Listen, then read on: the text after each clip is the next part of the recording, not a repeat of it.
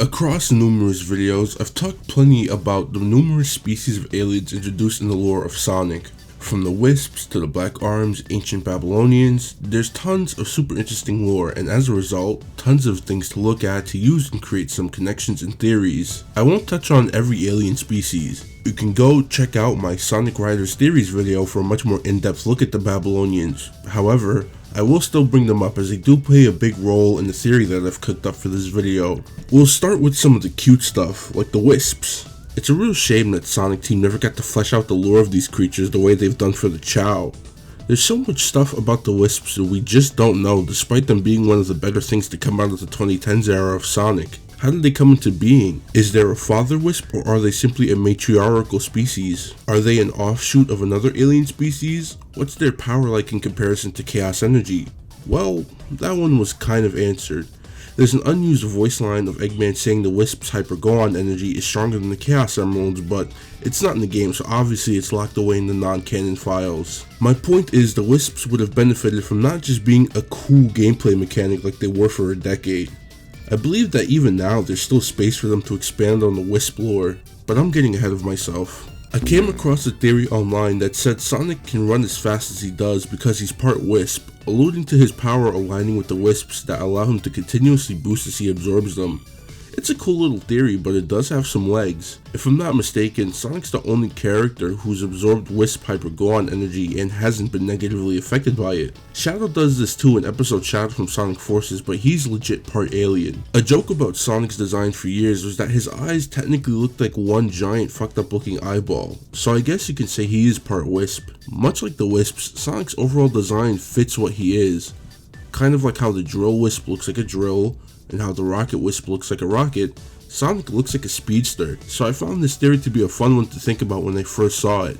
The funny thing about it is, a few years ago I wouldn't have even entertained a theory like this. This was back when I used to make the mistake of thinking that my theories about Sonic lore were all correct for some reason. I was very much a, no, Sonic can't be an alien because he's a hedgehog, you idiot, kind of person. I remember leaving a comment longer than the Great Wall of China about how Sonic wasn't an alien on someone's video talking about if Sonic was an alien. If you ask me this question now, I'd probably say, a theory about the Ancients that I've fallen in love with since the day I saw it is the one about the Ancients helping Light Gaia fight Dark Gaia. The Master Emerald calls the Chaos Emeralds to Earth while the Ancients possess them. I take this as the Master Emerald signaling to the Emeralds that something is wrong, or a cataclysmic event is about to go down. There's been a precedent set for this in the last story of Sonic Adventure 1, when the Emeralds prevented Angel Island from staying afloat in the skies despite the Master Emerald being properly put back together on the ruined Shrine Altar. Sage in the Final Horizon story from Sonic Frontiers estimates that the Ancients arrived on Earth tens of thousands of years ago, and when reading the Gaia manuscripts in Sonic Unleashed, Professor Pickle says that the last estimated time of awakening was tens of thousands of years ago. With this foundation set, you can begin to speculate that the Ancients built the temples for the Chaos Emeralds and for Light Gaia to fight Dark Gaia with. It would also mean that the Ancients possibly communicated with humankind and made them in charge of protecting the shrines, which is kinda funny. I came across a theory on the Sonic Frontiers Steam community discussions from someone named Hyperman BX, where they speculated that the reason why the End wipes out the Ancients was because they were using the Phantom Ruby to help create Cyberspace. There's some pretty interesting ideas about this theory, like the End and the Master Emerald being on opposite sides, the End being order and death, while the Master Emerald is chaos and life. They even managed to tie back into Light and Dark Gaia, which was a bonus for me. I want to stick to the Phantom Ruby part since I found it the most interesting. I personally don't believe that the End killed the Ancients because of this, but their potential use of the Phantom Ruby was something that I didn't consider. The more I thought about it, I began to make some easy connections. The first was Sage telling Sonic that he's been hallucinating since gaining connection to cyberspace. The rails and platforms Sonic sees are not seen by Sage as they are spawns from his memories. The same applies to Big. He's just not there. He's clearly Sonic's comfort character though, so Sonic simply imagined that the big guy was there. It's creepy to think about how Sonic thought he was fishing and having the time of his life with his friend, but there wasn't anybody around. I wonder if he also imagined all the fish and items you can collect from the fishing minigame too. Basically, Sonic was in Tsukuyomi the whole time. If you've seen my video about Infinite and the Phantom Ruby, I make this same conclusion about the Ruby's power. It makes people see what isn't there, but it's real to them. Sonic is very much grinding on rails in Frontiers, just like how he was taking actual damage from illusions of former foes in Sonic Forces. Just like Null Space, Cyberspace is its own separate world from actual reality.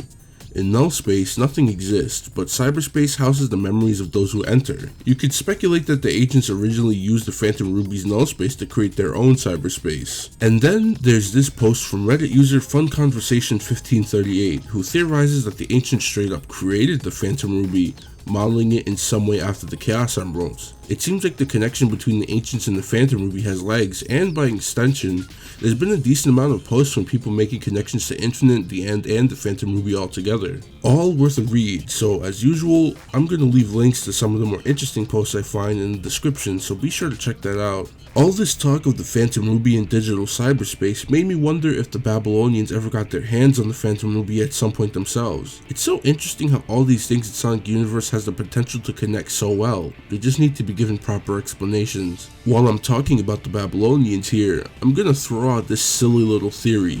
Do we know exactly what the ancient Babylonians looked like? The two examples we have are from stories Eggman found showing images of the ancient Babylonians and Shugo Hei, the protector of the treasured magic carpet in the digital space created by the Babylonians. The Babylonians in this image here look much more primitive, less human-like compared to the remaining Babylonians. Their hands are very clearly either meant to resemble wings or claws compared to fingers. It makes me wonder what they looked like even before this. Part of me thinks that they were closer to what Longclaw from the Sonic movies looked like. This stems from one of my very first videos where I speculate that there was an ancient bird society that mingled with the Echidna tribe thousands of years ago. In fact, in my Riders video, I talk about a theory I saw about the Flickies being related to the Babylonians. What I'm trying to say here is, it would be kinda funny if the Babylonians were alien birds with two evolution lines. Some turned more anthropomorphic, while the others kept their avian forms, which would lead to the natural conclusion that Hudson the Pigeon from Sonic 06 is potentially an alien. No joke, when I first began writing for this video, that was the very first thing that came to my brain. I want to talk about Shadow and the Black Arms. Well, more so the Black Arms than Shadow, as this is where I'm introducing my big theory. In previous videos, I've talked about the Black Arms and their potential connection to the Babylonians. In fact, I vividly recall chatting with someone in the comments of one of my early videos about this connection. We speculated that there was an original line of birds. Some were corrupted by chaos energy in some way, which turned them into the Black Arms, while others evolved into the Babylonians we know. I remember seeing a post comparing Shadow and Jet having similar designs, like highlight patterns on their bodies and the distinct red lining by their eyes. In my Riders Theories video, I compared similar characteristics between the Black Arms and Babylonians, like the obvious body highlights, flying type creatures with the Black Arms, and Black Doom himself having hands that resemble talons. There's more to connect with the Black Arms. I couldn't believe I never noticed this, but in the stage from Shadow 05, you can see blue creatures in incubation. These blue creatures are pretty much dead ringers for the ancients. I mean, just look at this. This looks too intentional to simply be a coincidence. There are a few conclusions that can be drawn from this. One is that the Black Arms at one point tried to enslave the ancients. The one I came to was that the ancients and the Black Arms are related somehow. This would mean that Shadow isn't only potentially part bird, but also part ancient chaos. Look at the eyes of this grunt, and then the eyes of chaos. Look at Black Doom's 3 claws, and then look at Chaos's own. Peep the similar spiked head shape they share as well. There's too many similarities between them not to at least consider this possibility. So, what's the big idea here? What's the big theory that I'm trying to piece together?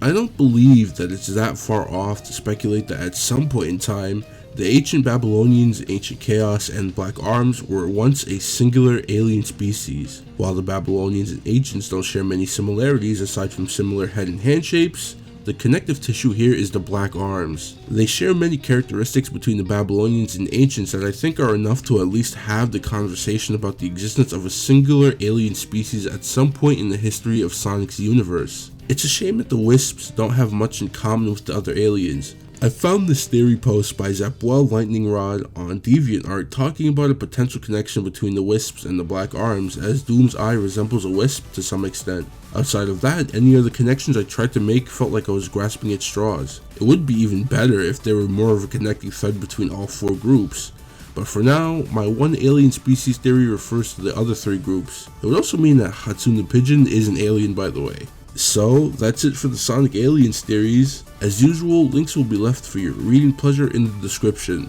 Let me know what you think. Is my one alien species theory whack? Is it good? Are there any more wild theories about any of the aliens in Sonic you'd like to drop? Do so with a comment below. Shout out to you for watching. If you like what I'm doing here, check the channel for more Sonic goodness. I'm out of here.